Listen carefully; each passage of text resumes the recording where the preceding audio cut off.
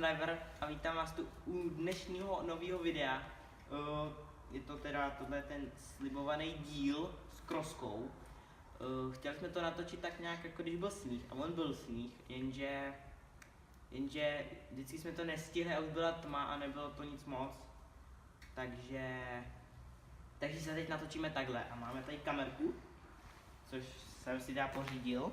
Ještě na ní snad, možná vyjde unboxing, nevím, uvidím, jak se mi to povede, ale udělám nějaký záběr určitě i z toho a si zajedeme. Jdem na to.